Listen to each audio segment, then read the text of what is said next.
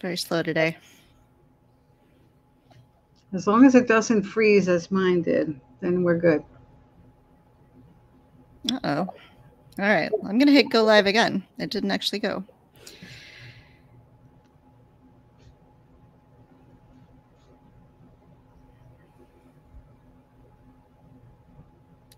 Hi, everyone. I am Kelly, and this is Vote Her In. Vote Her In is a collaboration between Two Broads Talking Politics and Rebecca Sive. Rebecca is the author of Vote Her In, Your Guide to Electing Our First Woman President. We're coming at you here at the end of June. I can't believe this year is half over already. And we're going to talk about some exciting things moving forward. So I'm going to turn it over to Rebecca to introduce our guest. Hi, Rebecca. Hi, Kelly, and really glad to be here. I think we're also coming up on July 4th, and that's a good time to be meeting with our wonderful guest today and talking about the future and the kind of equality that those founding fathers envisioned in every part of our lives. So, and how there can be more founding sisters as we go into new eras. So Erin Vilardi is joining us. As you probably all know, she's the founder and CEO of VoteRunLead. And about a year ago, she joined us to sort of bring us up to date on what the organization's strategy is. It's a nonpartisan entity which trains women and for political campaigns and advocates for women in politics. But we thought, given that we're halfway through the year and well into 2022 and thinking about it, and women are thinking about running and have already decided to run, we're certainly all getting fundraising emails already, that it would be good to talk about the bigger picture and sort of looking ahead also to later in 2021 when there are some important races. And in my view, Erin is right up there at the very best of our analysts and strategists and thinkers on these issues. So I was really glad she could, just back from maternity leave, congratulations again, could join us this evening and share with you what she thinks will be happening, the lessons we should take from the last cycle. So I do want to start, as we typically do, for those of you who may not know our guests, I wanted Erin to share with us just a bit about her personal history and how she got into this, because I think that one of the things that's come up in earlier discussions we've had or podcasts is, there are very many different roles women can play in politics. Some are candidates, some are strategists, some are podcasters, some are writers. In Erin's case, she also started at a very young age and achieved significant responsibilities at quite a young age. And so I want to ask her to share that with us, and perhaps even in that context mention the sort of predecessor project, the White House Project, and Marie Wilson, who really was the genius behind that. So welcome, Erin. We're really glad you're here. Thank you, Kelly. Thank you, Rebecca, for that nice introduction. Yes, I just turned 40 this year, and pregnant in a pandemic. That was fun. We'll talk about those life choices. But, I like many of us, we stand on the shoulders of giants, right? We've sort of received a baton that was lit maybe for the first time, or that we continue to light and carry from women who've come before us, who've, carved often were first and onlys. Right. And so that woman for me was really Marie C. Wilson, who was the longtime head of the Ms. Foundation for Women, but who, after, decades of funding women in an innovative and kind of radical way, was really tired of hearing, giving funds and helping women to pass laws, particularly at the state legislative level, only to see them written away by ultra-conservative legislatures, the next year. And so she founded something called the White House Project that was first of its kind in advancing this idea of women's leadership, and changing the national narrative from talking about women's issues from a victim framework to a talent and leadership framework that we were missing out by not advancing women's rights, by not advancing women as leaders in actually solving those complex problems of the day. And she was, and continues to be a pioneer. She created, Take Your Daughter to Work Day. She's the mother of President Barbie, and as I like to call her, she's my political mother. I have my real mom, Karen, who's awesome, who's probably watching right now on Facebook,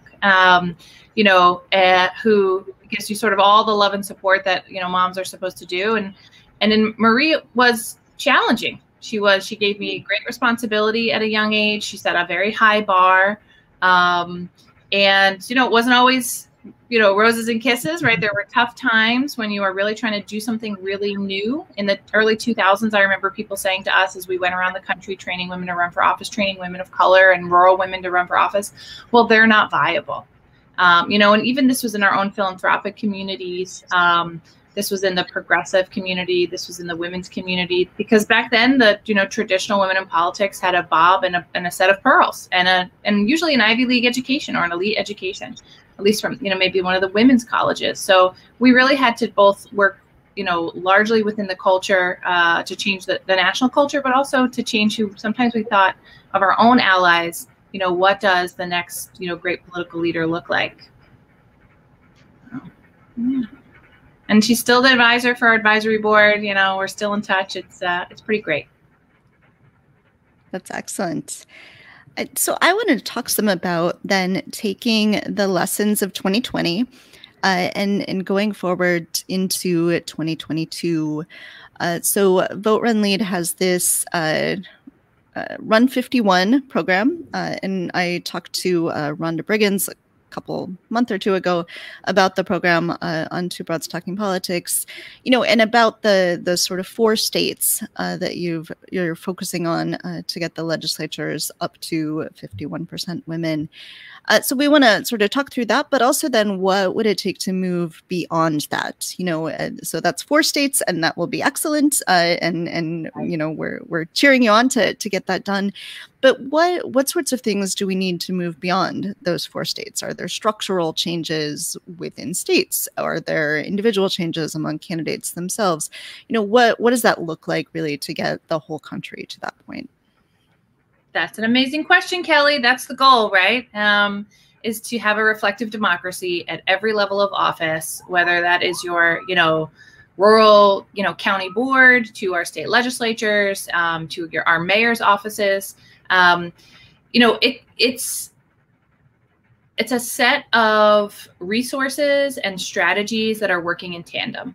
It isn't just groups like VoteRunLead training women to run for office. That's a big piece of it, right? We need this groundswell, this continued wave of women who have the political literacy, the civic literacy to run for office. We're still not teaching girls in the same way that we're teaching boys about politics, in our homes and reading the newspaper to them and, tapping them for student government and things like that.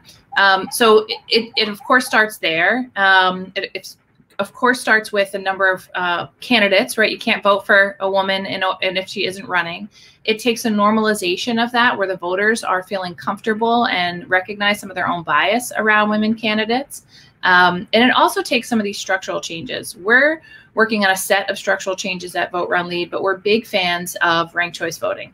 And we were talking prior to the podcast starting about the New York City elections, and New York City Democratic primary just took place. It's a very blue city, and so basically there's little competition for the general election. The height of the competition really happens in the Democratic primary. But what you saw for the first time was the use of ranked choice voting in the Democratic primary. And several things are at play here. Nonpartisan groups like ours have been training women to run for office in the 5 boroughs with the support of the New York Women's Foundation, big grants from them to make that possible. We've been readying those folks to run for office, to be on different campaigns for probably now 6 or 7 years. Partisan groups like Eleanor Roosevelt Legacy Committee has been doing more Democratic-based training. There's a group called 21 for 21 that was looking to get 21 women into the city council on a PAC level. Different women of color groups have popped up. And then on top of that, I think also saw the parties, the Working Families Party, the Democratic Party, really put an emphasis on women and women of color candidates and giving them resources in new ways. And then the third layer that I think we need to give a harder look to as part of our strategy and tactics in the women's community is that we voted in this ranked choice voting election.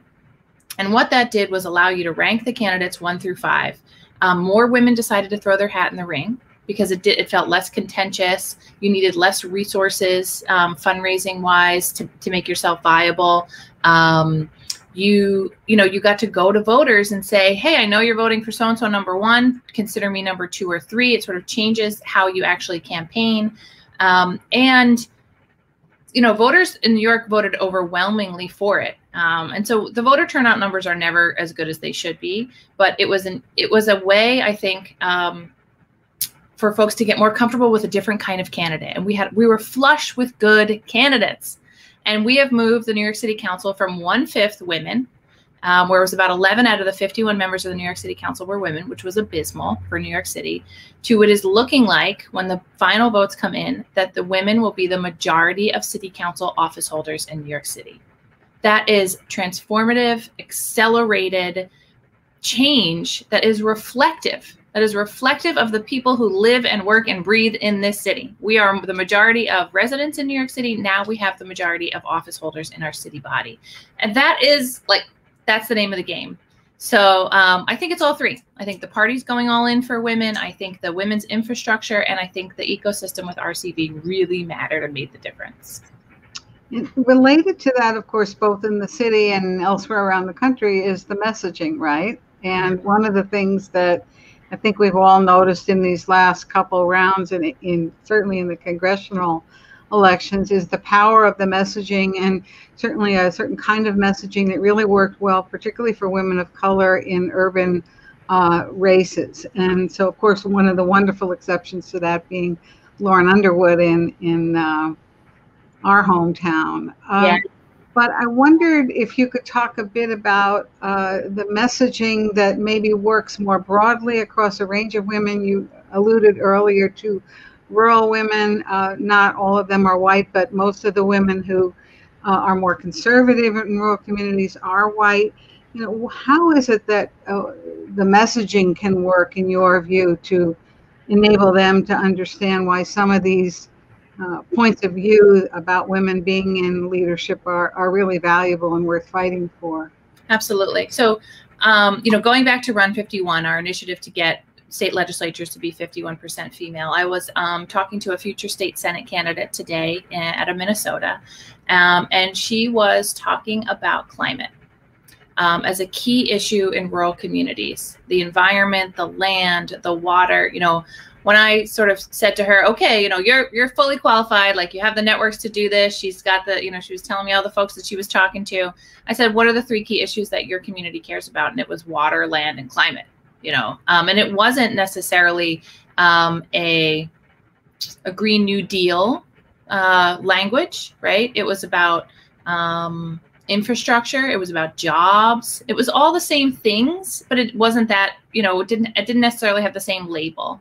So I think that you're going to see climate be a cross-cutting issue, I think, for on the right or the left. If you want to run in rural America, you need to be talking about water, land, air, how this relates to where we're going to take mining communities and how we're going to give these predominantly men, right? How we're going to make sure that they have jobs, that they can support their families in the same way that women in the community can have families. Rural communities talking about health. We've seen the shutdown of hospitals. There is research that women in rural America care as deeply, if not more, about the health and the healthcare resources and the ability to be able to drive close proximity to a hospital if their kid got sick. So I do think some of it is back to basics. We know that women are practical. They're in the GSD party. And for those of you who don't know, that's the Get Shit Done party, right? That is the wave that came in 30, 40 years ago, and why people were excited about women was that we sort of put ego aside and actually move an agenda forward. That remains true today. We took a look at the 2018 legislatures. So did the National Women's Law Center. The research shows that more women in these state legislatures pass more bills. They pass more bills than their male counterparts, something like 3 to 1. They brought more money home to their districts. We've long known that about women in Congress. Bring more money home back, pass more bills, co-sponsor more legislation, are doing the work of government.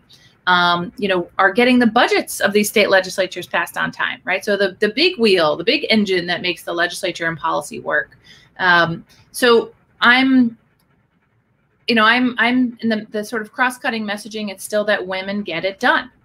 that when you elect a woman into public office, you are electing somebody who is going to give 110% of them, their full selves, you know, into this job. And they are going to work for you, and they are going to listen to you. Women, especially women of color, tend to actually listen to constituents that are outside of their district, because if you're, you know, the first Latina in the state Senate, I was talking to Patricia Torres-Ray, who was the first Latina in the Minnesota legislature in the Senate. You know, she gets Hispanic and Latino voters from all across the state reaching out to her. She receives them. She makes sure they then get connected to their appropriate district representative. But she never says, that's not my job, you're not in my district, right? She's going to work extra hard to make that happen. So I do think some of the messaging for women candidates running right now is that if you don't think government works, I'll be there to fix it. If you think government works, I'll be there to actually make sure you get the resources you need. So whatever side they're coming at you from, your pragmatism and your can-do attitude is a big win for women leaders. You know, just a quick follow-up on that. One of the things is true in the Illinois legislature, where there's significantly more women than there were a couple decades ago. For instance, certainly 40 years ago when we started working on ERA ratification. But they really are distanced by party lines. And so while you're absolutely right, they're there and they, you know, GSD, there's less ability these days for them to work across party lines than there was even 15 years ago. And I'm wondering what your thoughts about messaging are there in terms of how the rest of us can help these women, gee whiz, really come together on this, because we need you to do that. I am not sure that that is possible in the hyper-partisan climate until the primary system for both Republicans and Democrats stops rewarding extremes, particularly on the right. Center-right women cannot get through a primary system in the same way that hard left or center left or women on the left can get through the primary system on the Democratic side. There is a deeper and more rampant layer of sexism.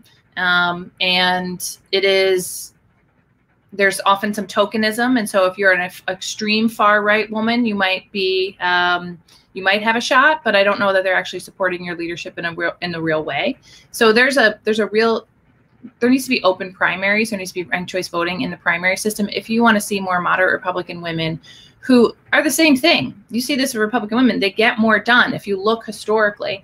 And instead we have a growing number of women whose own misogyny, whose own racism is being rewarded by the party at a time when you have a two-party system right now. One party is unrecognizable. It is truly unrecognizable in the 20 years that I've been doing this work. And we see it. We see women who used to be Republicans signing up for trainings are putting independent. We see them moving into corporate America to go make money and are stepping out of whatever this is. We see them starting their own businesses. We see them, I just did a briefing with a couple of former Republican congresswomen who don't recognize their own party. No matter what you think of Liz Cheney, stepping forward for democracy, she wasn't just chopped off at the knees, she was chopped off at the neck. She may come out in the long run better, but currently right now, I don't know that there's too much of a political risk. The cost benefit for Republican women, center right women is too high. We have to figure out how to lower that. I think that's the challenge for the women's community, because we can't just replace every Democratic man with a Democratic woman, right? Like that is one strategy, but I don't think that actually is a healthy strategy for our democracy. I think you need on both sides of the aisle people who believe in women's rights. As simple as that. So we're moving into a time now where Generation Z is running for office, is holding office, which is super exciting. Do you see any characteristics among this generation, among people who are running for office in this generation, that separate them at all from the generations that came ahead of them? What do you see sort of coming forward now? That's a good question. We have an amazing class of fellows every year. My remarkable Gen Z colleague has created that fellow system and actually made it an equitable fellow system in which we pay a living wage, in which we have a fair strategy for how folks come in. The outreach is done to make sure that folks of all abilities, all backgrounds, elite schools, community college, have a fellowship with opportunity with VoteRunLead. And I'll be frank, I thought we were doing a good job giving a $500 stipend and a Metro card and free lunch and all of that stuff, right? So I think that's one of the, there's a deliberateness, there's an intentionality in this generation that I think as an elder millennial, I have a piece of that, and I have a piece of this like old guard, like, well, we just have to get it done. And there's a different intentionality with Gen Z women. They're like willing to have really tough conversations, from the outset. They're thinking really broadly about the full set of constituents who would be affected by this. They think about equity built in. They think about the LGBTQ community in a really new way that I've noticed. These are things anecdotally that I've noticed. I think other people that have done the research would maybe, I think some of this will be supported, but from my experience, they're intentional, they're deliberate. They're so much smarter than I was. They don't know how to use a telephone. That is true. They don't know how to use a telephone, but I don't know that we're going to need to use telephone. So maybe that's not a big deal. But, there is a way that they look at the world, that what is possible and what can happen in a faster time period. And that things that have always been done this way is not one of the reasons to keep doing them. So they have very fresh perspectives about how to use technology to solve problems. I think you're going to see, as a new generation of young people get in, the sort of techification, if you will, of government. I mean, it is so far behind anyway, but if you see a wave of young folks get in, and there is not the simple abilities to sort of zoom in and vote from a rural community on a piece of legislation that you have to be at the Capitol, you're going to see a transformation by young people about how we actually do the business of government, which is exciting to me. So related to these differing generations, I would say that, for many years until quite recently, women both thought, and I think people told them, that they had to be particularly well qualified because it was unusual for a woman to run, or she really had to prove herself in the way the men didn't. And of course, the men were supporting other men. And one of the joys, at least to me, of the current generations of women is women choosing to run for high political office, for Congress, who really, don't have a resume, so to speak, that supports that choice of profession. And I think that it's really important for the other women coming up to sort of understand, one part of it is feeling that you do know the issues from lived experience, right, as so many of those women have. But the other thing is a certain level of, I don't know if it's confidence, but I'm wondering if you could share with our listeners, what is it that gives those women who, as I said, on paper may not have that credential, the courage to just go for it and withstand the criticism that comes their way? Well, I hope, we have been on this message of run as you are since we relaunched. We were once a program of the White House Project. We relaunched in 2014 as a standalone organization. And, following the 2016 election, it was all about run as you are.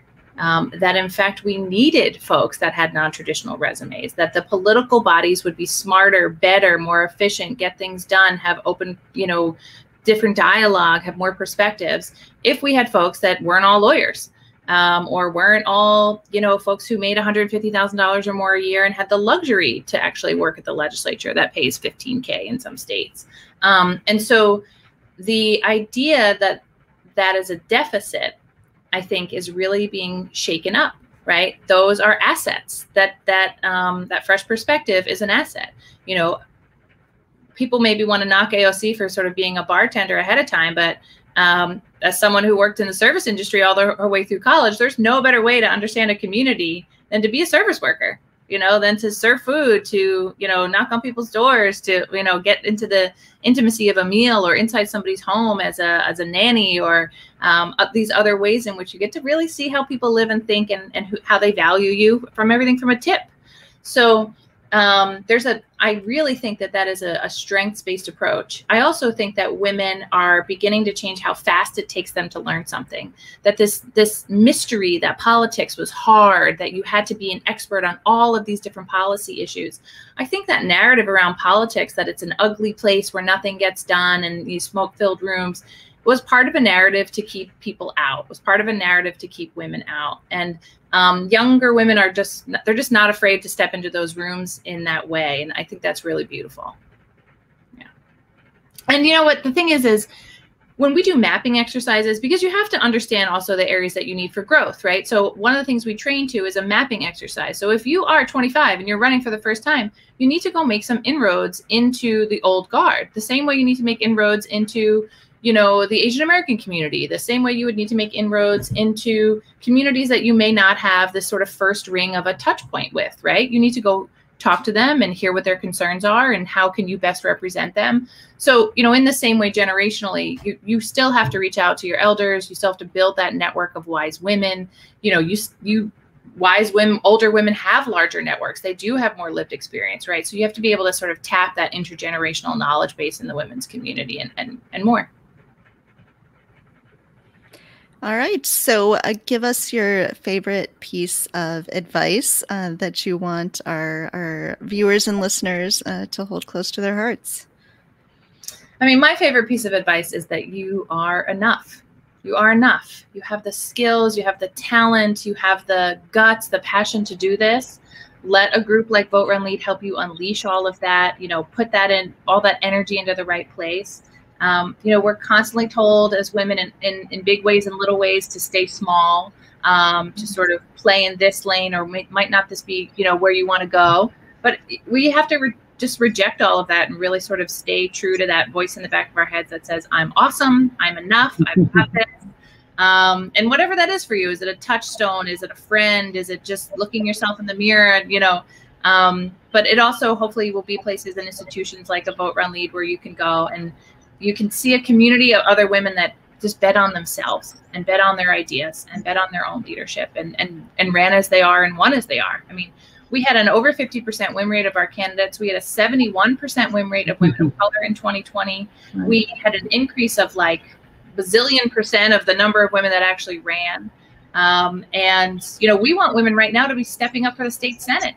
You know, everyone's like, well, maybe you should run for House or City Council. No, you got to run for the state Senate. That's where good bills go to die. So we need, you know, great women who are state senators. And believe me, the women in the state Senate want more of you to join them.